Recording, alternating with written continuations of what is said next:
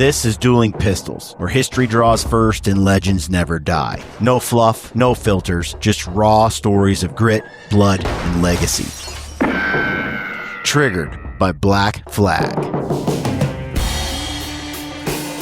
After the Great Revival at Cane Ridge in Kentucky in 1801, it was reported, quote, Becca Bell is with child to one Brown. Kate Cummins also got careless and had a bastard. Patty McGuire has been whoring. Patty straight up. Okay. Patty got thrown to the bus hard. The other ones, they slipped up. Patty whore. Welcome back to the show. I am your host, Brian Call, and I am joined by my brother, Brent Call. How are you, Brent? Well, thank you. Right on. We're getting back into the book, Boone, a biography by Robert Morgan. Last episode. What did we cover? Boone's at 16-year-old, Boone's 1 year hunting trip? Mm-hmm. You know? Blew all of it. His first extended hunting trip. They made what, $13,000 or something like that? 100? 100. $1,200, $1,300. And they then, once they made that money, they pretty much spent it right away. All of it. And his friend Henry was like, never again. And then Henry spent the rest of his life settling down and building wealth and an estate and having children. And Boone spent his life like an Indian, which we're going to learn more and more about as we continue on through the book.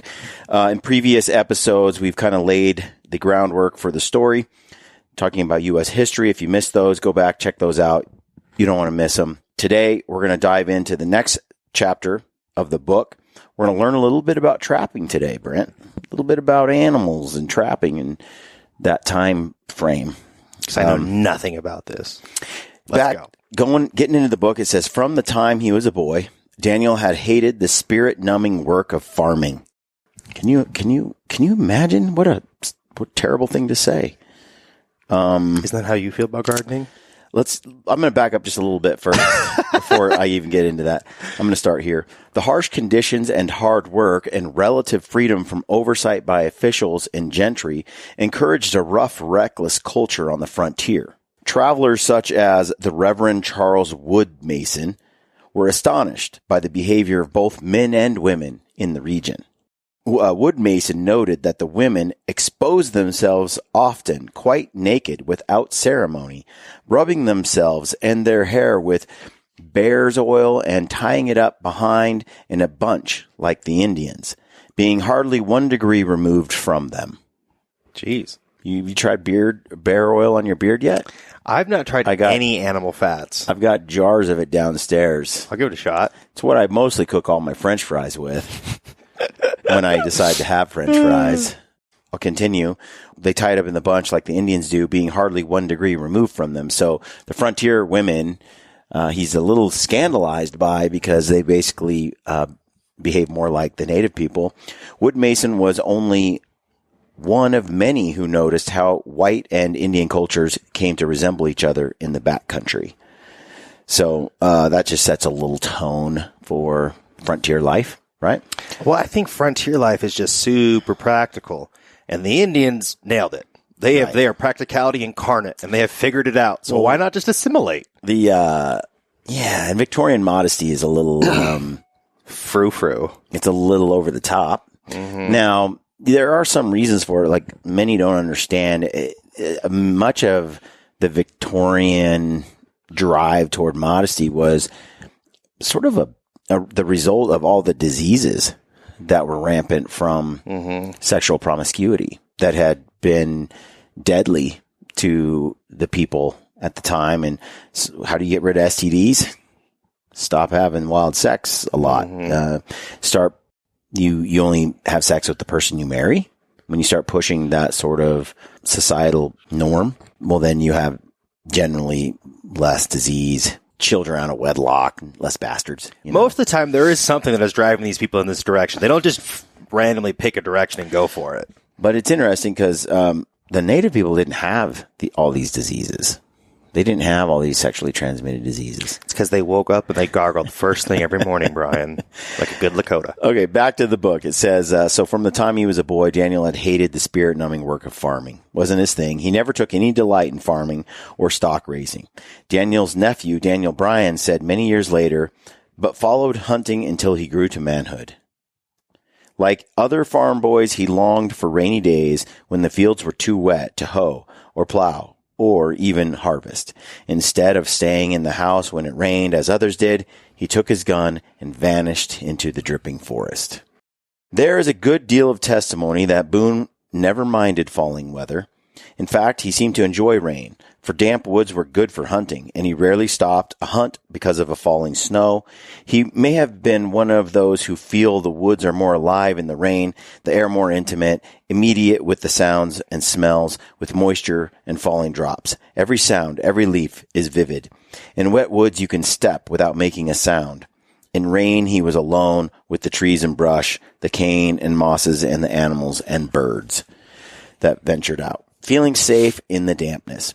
His hearing was more acute and his eyesight sharper without sun dapples and shadows as the trees dripped and the air ticked and tapped and hummed.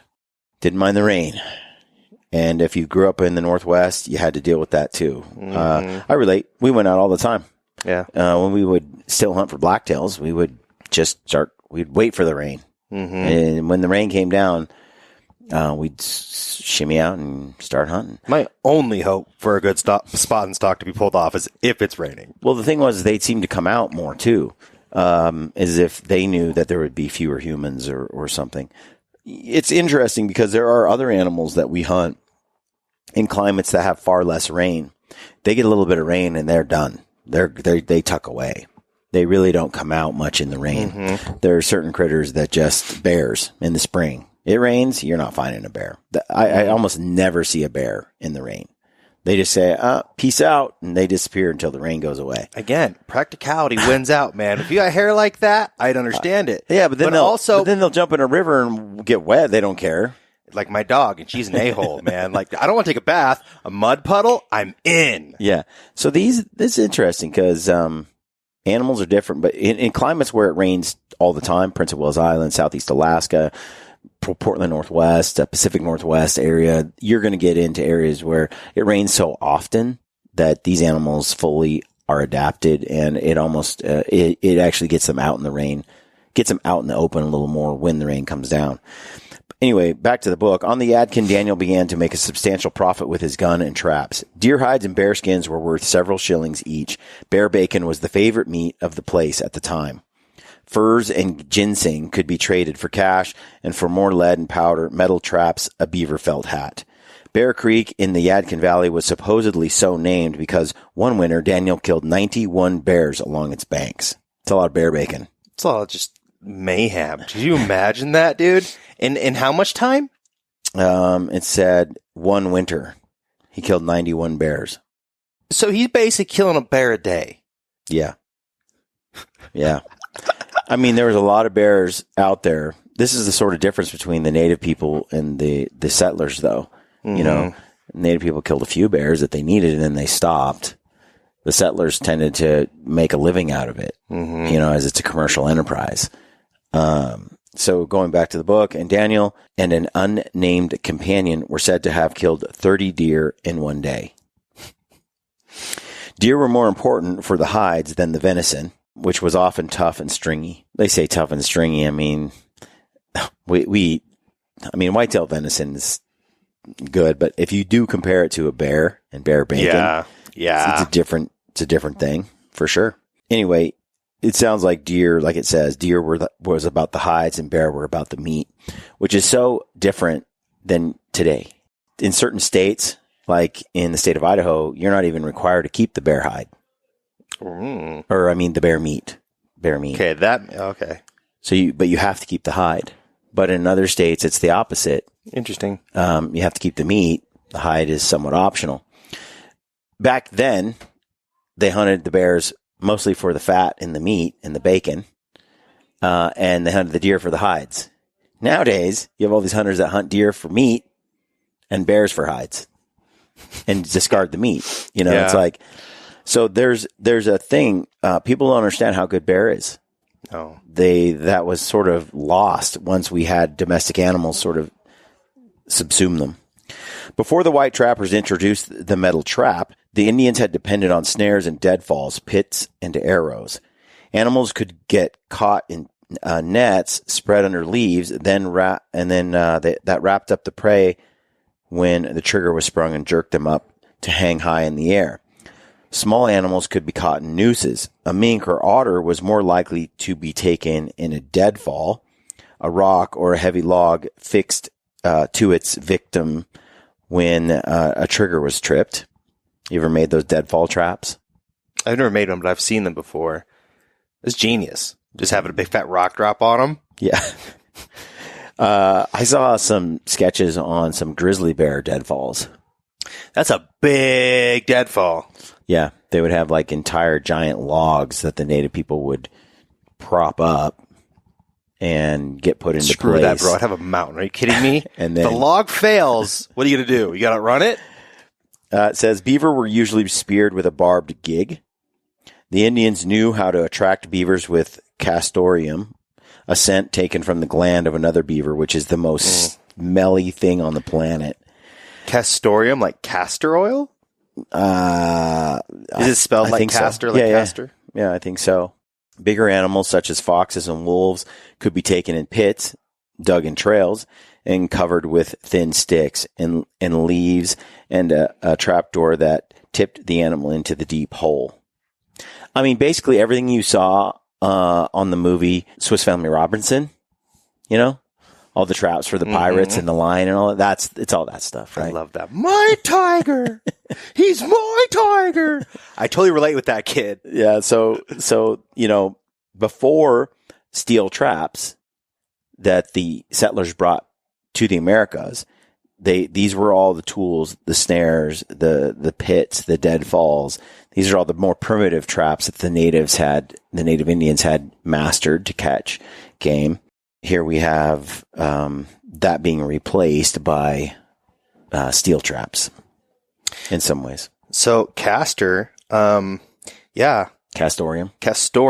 is gross. It is. It's a yellowish exudant, which just means a secreting liquid. I love that word, exudant. Secreting liquid that comes from, it's not even a true gland. Really? They call it a preputial gland. Sometimes people will misname them and call them a scent gland. They're not technically a gland. But I don't know what the difference between this, because it sounds to me that it works the same way that a deer's tarsal gland works. They got to urinate on it. They have to use urine because it's located basically like between their butthole and their private part. They just urinate down it, and it just sweeps it off. Wow. Kind of like the deer do. Both sexes have it. It stinks. Get that on your fingers. It stinks so good that they use it in perfumes and have since the 1900s. They use it for trapping all sorts of animals. Trappers have been using that scent to lure everything. They still do. Guess how much a sack? How much an ounce is worth? I should say. I have no idea. Between $2.50 and $5 an ounce. Is that a lot? I guess. I ain't going for it. I got better ways of making money in my life, bro. I ain't going for beef. Okay, so back to the book. It says the Indians were adept with their methods, perfected over thousands of years. They used furs for clothing and decoration, ceremonies, and talismanic signs, for crafting pouches, quivers, and headdresses, for trading with other tribes. When the Europeans arrived, the Indians discovered furs were their most valuable commodity. Wars were fought and whole villages massacred over the fur trade once the traders made fur so important. So once fur became the sort of thing that the Indians really could use, because the Europeans wanted it like they wanted gold, then the fur trade went wild. Once the Indians jumped in on it too, because they could get all the stuff they wanted. Yeah, so you have the French trappers, the British, you have all the settlers, the colonialists, and you have the Indians all fighting over the fur trade. Religious orders established missions in Canada and farther south. partly to save the souls of Indians and partly to serve as forts to protect the lucrative fur trade. This is insane, dude. There's just mass genocide of both animals and Indians via biochemicals, basically bioweapons from people, not intentionally, but, people getting sick and diseases. Yeah, from smallpox. Religious upheaval, and then there's just no elbow room because everyone's trying to get a piece.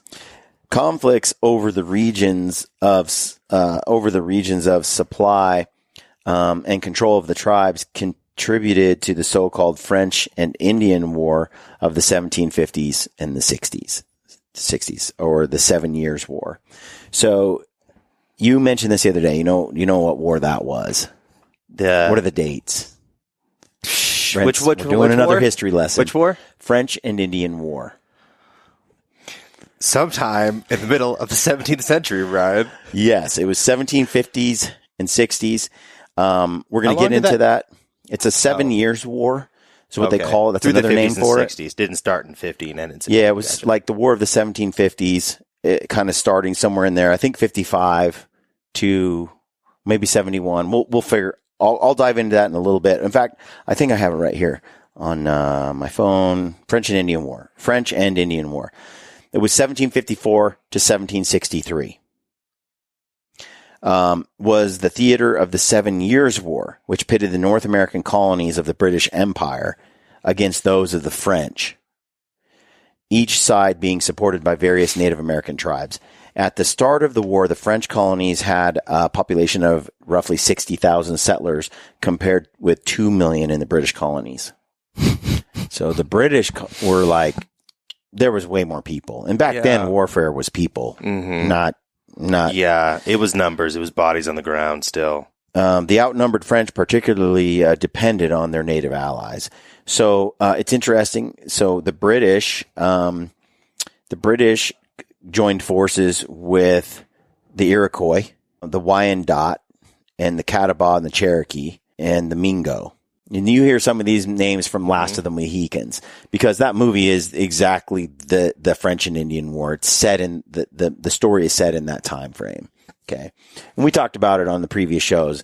This is why that movie's so fascinating too, because the native people and the settlers kind of were commingling so much. They had their differences, but they also were also fairly aligned.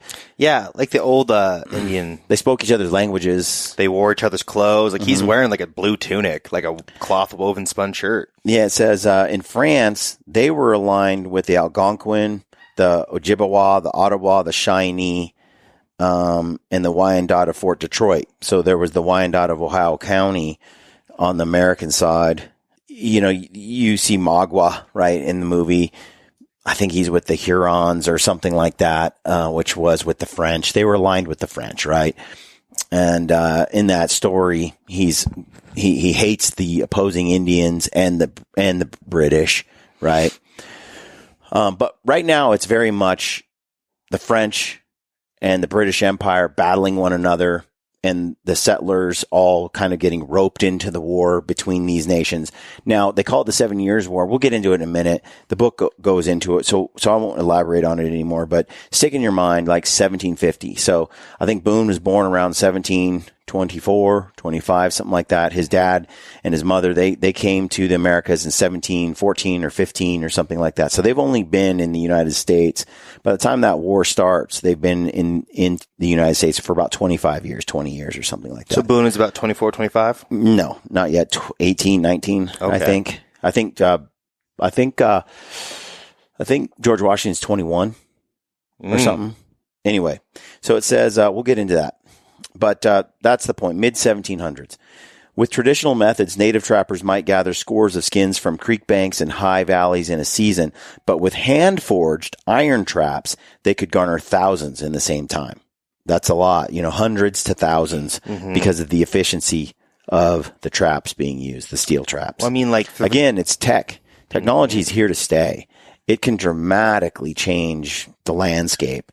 Just the invention of the smartphone and how that brought things, the flip phone before that, and before that, the giant cell phone brick that my grandpa used to carry. And every time technology hits the fore, you're going to have a dramatic change in the way the world operates. And, perhaps back then, those evolutions in technology were slower to change things, but still, human beings are dealing.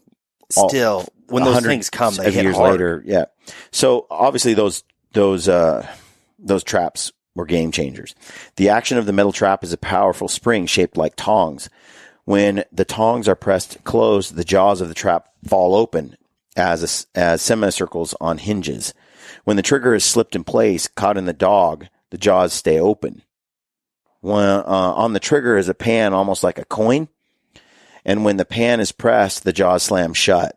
Some traps have jaws with sharp teeth. Daniel Boone knew how to make iron traps and repair them. Such traps were crafted in all sizes, then as now, from tiny ones to catch muskrats and weasels, to larger ones to catch otter and fox, and still larger for beaver, and biggest of all for bear. A bear trap was so powerful it had to be set with clamps, and it could break a man's leg. On dry land, on a trail, a trap was baited with scents or meat and carefully hidden under leaves or duff to snap on a fox or a wolf, panther, or a bear. Hardest of all to catch was a fox, which seemed able to smell a human touch no matter how many times a trap had been boiled and handled with boiled gloves. Scent, man. It's a crazy thing. Yeah, it's like for certain animals, it's like their vision. Mm-hmm. Like, I think their nose really tells them a lot more than their eyes. More than their eyes. Like bears. It's a world we as human beings with the deficient noses we have no idea what we don't have that sense. Not even close. The most valuable animals lived in or near the water, and fur was at its best in late fall and winter, when, because of the cold weather, it was thick and shiny with oil. To catch these animals and prevent them from biting off their clamped feet was delicate work. The trap had to be set in water so the caught animal would drown. But if the water was too deep, the mink, otter, muskrat, or beaver could swim over the trap. Therefore, traps were set below slides or runs, or where paths entered the stream, or between rocks where the animal was known to pass. The trap was hidden in the water, but it had to be chained to a rock or root or sapling, or the animal would jerk it away and be carried downstream. Within minutes, the prey must drown and its body be mostly concealed by the current. Trappers were very secretive about their methods and about their trails and sequences of sets called trap lines stretched along streams. A thief who stumbled on a trap line could follow it and steal every pelt that had been caught, not to mention the traps themselves. In some places, furs were almost the medium of exchange, more than coins, more than blankets, more than anything except whiskey and rifles, and later, tobacco. It tells you a bit about the human condition. So once animals were caught, their hides had to be peeled off and scraped carefully so as not to cut or damage the valuable skin. The mink pelt was turned inside out like a sock, and a beaver pelt cut to stretch flat on a hoop made of grapevine or hickory shoot called a withe. Mink and otter hides were stretched inside out on boards or a bent limb. A trapper cached his furs in thickets and caves, usually dividing his hoard among several locations in case one of them was found by Indians or white thieves. He also made his camp some distance from the trap line. Cured pelts could be tied in bundles and carried on pack horses. A trapper might come out of the woods in March with more wealth than the wages of a blacksmith or miller or weaver for a year's work. Not bad. It kind of makes me think of like modern day crabbing. Like those guys that go out there for a season, they crab, make $40,000, $60,000 or whatever, and come home, don't work for a couple months. Oh, yeah. Yeah, like, what is it? World's most dangerous catch. And things like that. Yeah. That's a little more intense. It says in his late teens, Daniel Boone became widely known in the Yadkin area as an expert trapper and hunter and a deadly marksman. So that's late teens. 16, 17, 18, 19, somewhere in there, 17. He went on the year-long hunt, trapping when he was 16. So 18, 19, he's considered like an expert, one of the best in the area. When he brought his furs into the county seat at Salisbury to trade for lead and powder a new gun, or new horse, he liked to take part in shooting matches, which were very popular. Boone seemed to always win and was so sure of his prowess, he demonstrated trick shots such as holding out his rifle with one hand only and hitting the target. According to Stephen Aaron, the boldest supposedly outdid William Tell by aiming at targets placed between legs instead of atop heads. Probably a tall tale, but graphically illustrative of the connection between marksmanship and manhood. So you try to pull off like a reverse William Tell kind of a thing? Yeah, that doesn't sound good to me, man. Well, let's be real. Like, if you're gonna blow something, if you blow that off, just blow my head off afterwards. Part of the legend of Boone at the time is the story of a young Catawba warrior named Saucy Jack. Repeat that sentence for me one more time. You just ran through that like I was supposed to catch it. A Catawba named Sausage Jack? Saucy Jack. Saucy Jack. Spicy Jack. Saucy Jack. And what was the Catawba warrior named Saucy Jack. Catawba. Mm-hmm. Who was also proud of his reputation as a marksman. Apparently, Boone had beaten him in a shooting match, or perhaps he just resented the reputation Boone had acquired. Inspired by whiskey on one of his visits to Salisbury, probably to sell his furs and hides, Saucy Jack bragged that he would kill this Daniel Boone to show who was the better marksman. As was often the case, Boone was away hunting at the time, but when Squire Boone was told of the threat, he grabbed a hatchet and went looking for Saucy Jack. Well, if it has to come to this, I'll kill him first, the old blacksmith and former Quaker said. Luckily, someone told Saucy Jack that Squire was looking for him, and the brave sobered up enough to disappear to his village to the south along the Catawba River. It was smart. He got while getting was good. It's funny, like, yeah, it's crazy because I'm sure, Boone's like 18 or 19. You know, his dad's a grown man. His dad's tough, too, it says in the book. Not the tallest man, but tough. The book goes on to say this story is significant because it not only illustrates the loyalty of the close-knit Boone family, but also of how Daniel himself was able to learn from his experience. In later life, when shooting with Indians, he was careful to let them win on occasion, too. I often went hunting with them and frequently gained their applause for my activity at our shooting matches.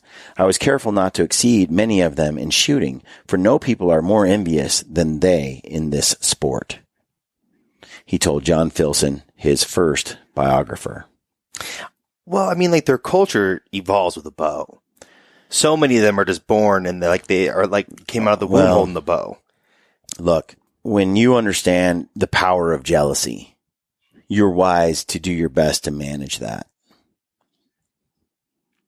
Because, the more envy you inspire in others, the more jealousy that they develop, the more irrational their hatred towards you, the more they go out of their way and feel compelled to go out of their way to destroy you or find ways to make life harder for you.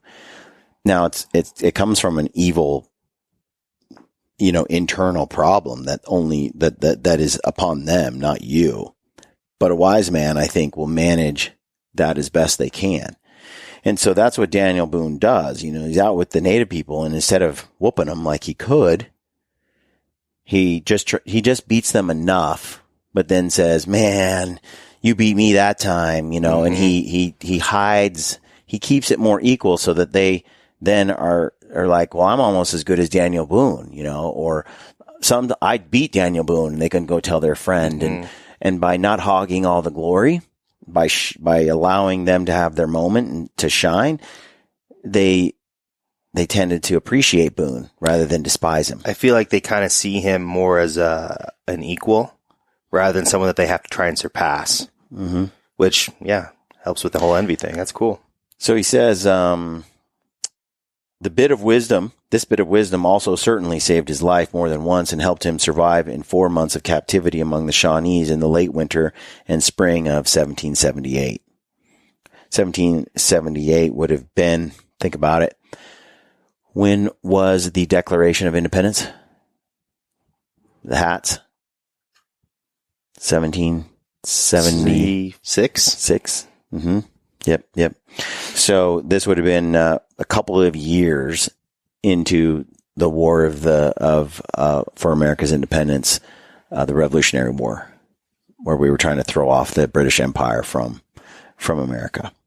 So apparently, a little foreshadowing here. He's survived 4 months of captivity among the Shawnee in the late winter, 2 years into the American Revolution.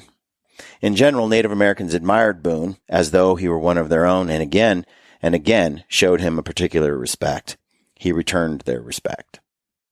By 1751, the Catawbas, for whom the river west of the Yadkin was named, were mostly living on a tract of land the British government had given them on the river near the South Carolina line. The people of the river were a Sioux nation, Sion nation, I can't say the word, and had been known as fierce warriors earlier, but in the 18th century, they became peaceful and cooperative with whites and absorbed refugees from many other nations fleeing from white incursions. The Catawbas were admired by all for their basket making and pottery. Around this time, relations between Indians and whites on the western frontier began to be affected more and more by politics on larger or even global scale. For almost 200 years, the rivals for dominance of North America had been Britain and France and Spain, countries now waging war on several other fronts as well in what was called the 7 Years' War. North of Florida and east of the Mississippi, it was primarily a struggle between France and Britain. The English had settled most of the eastern seaboard from Maine to Georgia, establishing the thriving port cities of Boston, New York, Baltimore, and Charleston, as well as several cities at the fall lines of rivers where navigation stopped, like Richmond, Albany, and Philadelphia. The English had cleared land to raise tobacco, rice, cotton, and indigo. They'd built ships and hunted whales. Indigo? Mm-hmm. For dyeing clothing. Oh, gotcha. And such. It was a very, very big commodity at the time. So, it says instead of clearing land and building cities, the French had developed the fur trade with the Indians in Canada and as far west as the lands of the Dakota Sioux sent missionaries and explorers married with the natives. So while the English were like sending people to the U.S. to establish colonies and just put a foothold and just like own the spot, the French were just sending fur traders and trappers and people business and people who were there just to do the business and creating trade routes and things with the Indians they knew and exploring and more relationships and building a big fur trade. The French claimed all the land west of the Appalachian Mountains and had built forts at Detroit and along the Mississippi River. Their influence spread west into the plains and south to New Orleans, where they encountered the presence of the Spanish. Okay. So to strengthen their hold on the territories, both England and France formed alliances with the larger Indian nations. This is where I was talking about earlier, where the English would get together with the Iroquois, and the French would get together with the Delaware and the Hurons and stuff. Okay. They traded whiskey and firearms and all kinds of stuff. And it says that the Iroquois was a powerful confederation of Indians. Those are the ones that were with the British side of things. And it says that they were really effective in attacking the French and the French allies like the Shawnee and the Hurons. Many of the Midwest Great Lakes Indians, such as the Shawnees, Mingos, and Delawares, they have been driven by their home as they were getting their butts kicked by the British and the Iroquois tribes. This goes on. The source point of the contention in 1753 was western Pennsylvania, where the Allegheny and Monongahela rivers came together to form the Ohio, which the French had a name for. So basically, whoever had the river was the king, whoever owned the river. Anyway, what happens here is you have Benjamin Franklin and a young Benjamin Franklin. You have a young, for example, George Washington. They're all players at this time.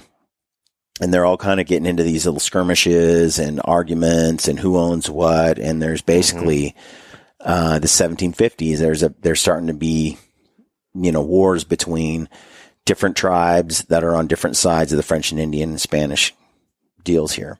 In the same year, the woodsman Christopher Gist, a neighbor of the Boones on the Yadkin, was employed by the Ohio Company to make a probing excursion into the Ohio Valley, almost 20 years before Boone and John Finley would go there. Important political leaders like young George Washington, who was only 2 years older than Daniel Boone, had these western lands very much on their minds. They had been there, they wanted them, right? From 1754 to 59, Washington spent the bulk of his time west of the Blue Ridge, leading a series of expeditions into the Ohio country that served as a crash course in the art of soldiering. So he's exploring all these lands. They're trying to get as much of it as they can and declare it basically British land. Washington, only 21 then, but already a surveyor and a ranger, with Scout Christopher Gist and 4 others. They were sent to Virginia to march into the western wilderness in 1753 to warn the French to stay out of the territory that was claimed by the English. Though it was the middle of winter, Washington and Gist found the French, who initially treated them with great courtesy and then told Washington to go to hell. Okay. The next summer in 1754, Washington was sent back into the wilderness with a small army to strengthen British claims there, but they found the French had already built a stockade, Fort Duquesne, at the forks of the Ohio. And Washington won an initial skirmish with the French and their Indian allies, and they built a blockhouse called Fort Necessity, about 30 miles from Duquesne. For necessity. But he was later attacked by the French and forced to surrender and returned unharmed to Virginia. Remember the Last of the Mohicans where they finally surrender and then they promise they won't come back and fight later? The British say, okay, we won't. There was a lot of this gentleman warfare kind of stuff where, you know, there would be a situation where a group would surrender and then promise not to fight again. And all these sorts of moves were chivalrous type moves, and it was accepted, right? The Native people didn't get that. You know, it was more like scalp. I mean, if someone's coming, like if you're going to kill somebody, you're going to kill somebody. Well, they didn't trust that they wouldn't just come back and fight again. It doesn't make sense. Which sometimes they did. You let these people go, then they come back and kill you later, you know.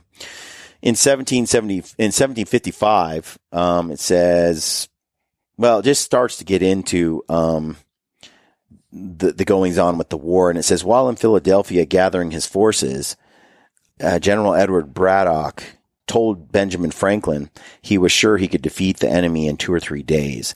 Franklin warned him that Indians had their own way of fighting in the American backwoods.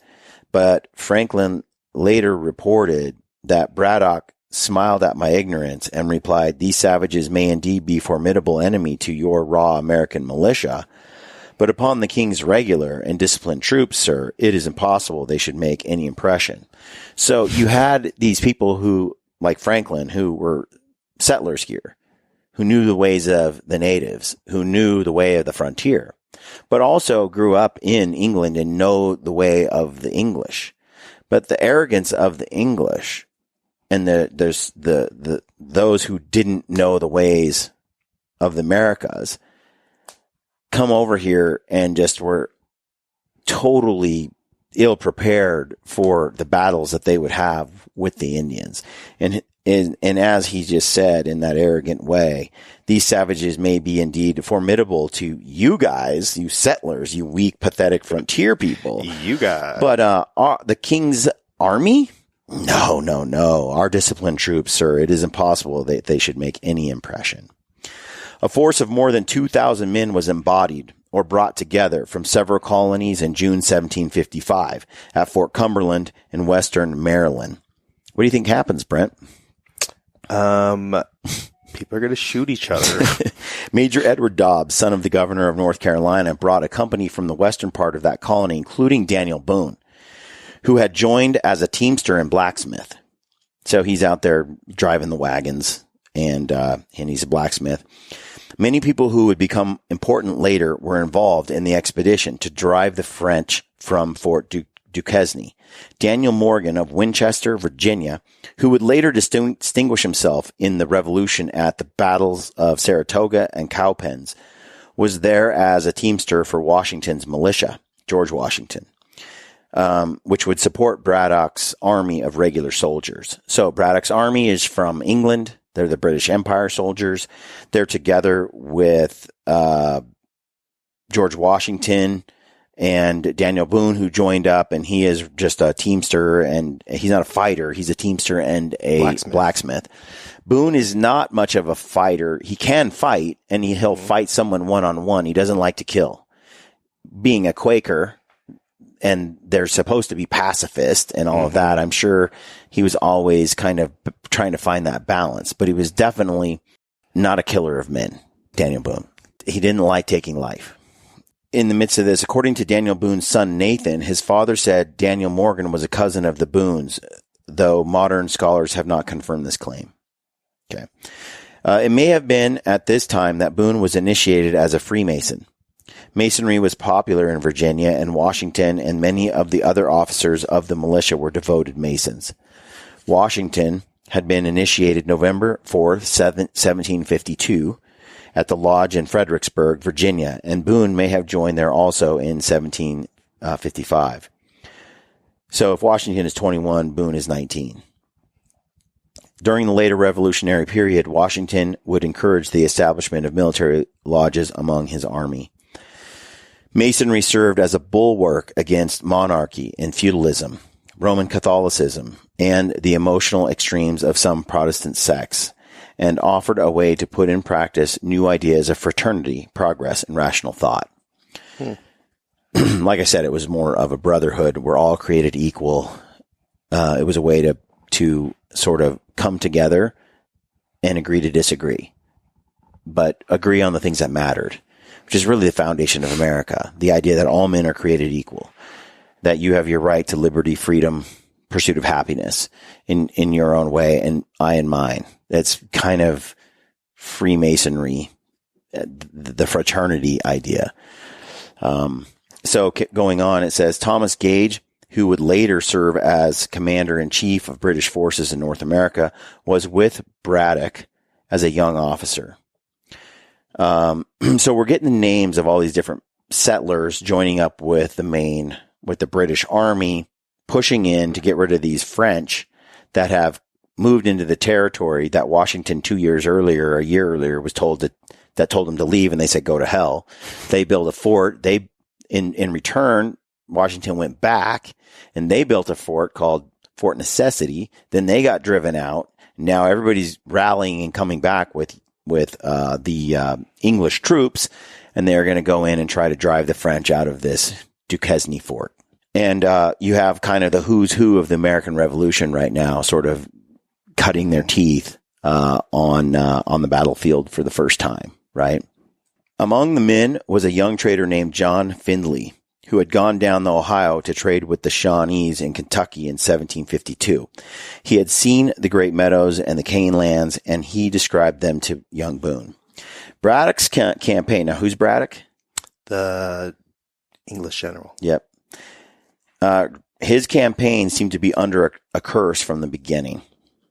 Moving clumsily through the forest with artillery and a long baggage train in terrain fit only for pack horses, not wheeled vehicles, it took the column a week to travel the first 30 miles.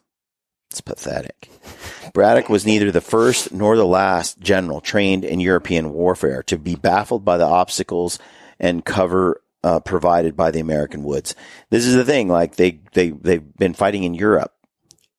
Europe has people have been in Europe for tens of thousands of years with roads and civilization, and most of the wilds are gone. It's been cultivated, domesticated. Like, it's a different place. It's all king's forests. There's no wilderness left. And now you're coming to America and you don't realize the ferocity of the wild people there. You underestimate them. You think you can just drag artillery wherever you want. Like, you think you're going to outmatch these people. And we see uncovering the hubris of kind here, where this is the folly of the arrogant man. It says, on July 9th, 1755, Braddock's army crossed the Monongahela River, and marching to Fife and Drum. What's Fife and Drum? Yeah. I like how we both couldn't say the word for flute, but we could whistle. Followed by many pieces of artillery, proceeded toward Fort Duquesne for a bombardment and a siege. That's what I need, man. I need some artillery. Suddenly, the path ahead was blocked by French Canadians, and the woods on either side erupted with rifle fire. I was going to say, I got a cure for French Canadians. Bullets tore into the red and blue uniformed soldiers. Hit by fire from both sides and the front, Braddock's force was helpless. It was an ambush that could have been avoided had Broderick used Indian scouts ahead on either flank. A Delaware chief named Shingas had offered scouts if Braddock would assure him the Ohio Valley would not be settled by the English. Braddock had answered no savage should inherit the land, and said that besides, he did not need their help. With no vedettes or flanking scouts, Braddock had marched into a death trap. It was reported later that the militiamen behaved better than the British soldiers once the attack began, perhaps because they were more familiar with woodland fighting. The soldiers panicked and began firing wildly, killing their own men. Entire companies were wiped out by friendly fire from British muskets. As Washington described it later, they, the militiamen, behaved like men and died like soldiers, while the regulars broke and run as sheep before hounds. Which is interesting, you know. First of all, if you came to the Americas, you came here, you had some tough stock, and you came from some tough stock to begin with. Just to survive the trip over the pond, and just to carve out a life in the wilderness, you were already tough, or you wouldn't have even been there. And now that you're there, you're fighting for your family and your future and your homestead and everything. These people that just came overseas on a boat, they just want to get back to England. They're just there to do a little fighting and get gone. They're expecting to, you know, kick some butt easily, whoop some savages, get back on a boat and go back and marry the girl they're after, right? Like, how many of those guys are conscripted too? Like forced to be there, shanghaied. So as Washington said, they weren't. The regulars were weak, and the militiamen were, the settlers were strong fighters. Many years later, Nathan Boone said his father blamed Braddock for not using spies and guards on his flanks. As a teamster, Boone was with the baggage train to the rear. As the surviving soldiers began to retreat, shoving and leaping over each other in a rout, the teamsters were trapped in the melee. The French and Indians rushed to take prisoners, and the teamsters, unarmed and responsible for the heavy baggage wagons, were helpless as wounded and frightened soldiers stumbled back past them. To save himself, young Boone cut his horses loose and rode after the fleeing troops. There you go, 19-year-old Boone getting the hell out of Dodge. Smart, dude. What's his other options? Yeah. No, it was a rout. They walked into a trap. They were getting massacred. It says, after the debacle of the battle, Boone walked across Pennsylvania to visit relatives in Exeter. He had witnessed one of the bloodiest defeats the British ever experienced in the colonial period, but he got away unwounded, as the French and Indians turned back to scalp the dead and take the wounded prisoners to be tortured and burned at the stake. Brutal. So, there you have it, Brent. Little introduction into the beginnings of what Boone's going to be going throughout his life. This is sort of the advent of what's going to happen next with. It's just a fascinating period. Makes you want to go back. 7 years of conflict coming up. Makes you want to go back. But it's funny in modern day. There are too many that don't know this history and don't know what it was like. Don't understand. Like, these people weren't. Some of the woke talking points you hear about today. These people weren't really. Boone was just trying to survive. All the family was. And the French were doing their thing, the English doing their thing, the Indians doing their thing. And the fur trade was lucrative. there's more depth and there's more nuance to it than your typical storyline today for how America came to be. Just white men just came over and wanted to planted some corn, killed some Indians, and push forward with the idea of white supremacy and keep that institution intact through institutions of slavery and so on, all that kind of stuff. And you forgot the patriarchy, Brian. Dude, come on, the patriarch. I forgot that. Gosh, damn it, man. Yeah. So, anyway, we're going to get into the next part of the book. I hope people are enjoying the series. We appreciate you. If you do, don't forget to like and subscribe to the channel. Share it with your friends. Leave us a comment below. We appreciate that. We'll read every single one. Thanks for tuning in. We'll see you the next time. Hello, friends. I hope you're enjoying our new Dueling Pistols podcast. Remember, it's only here temporarily on the Gritty channel. Short time. If you want to subscribe to the main show, head on over to our YouTube channel, Dueling Pistols, and subscribe over there. And anywhere that you get your podcast, you can subscribe there. Thanks for supporting us. We're on all platforms. Yeah, we're out there. Find it over there. And tell a friend. Yeah. Tell a friend about our new show. Tell all your friends. Help us grow it bigger. We're just going to turn this to an ASMR. All right. Thanks, guys. Catch you on the next episode.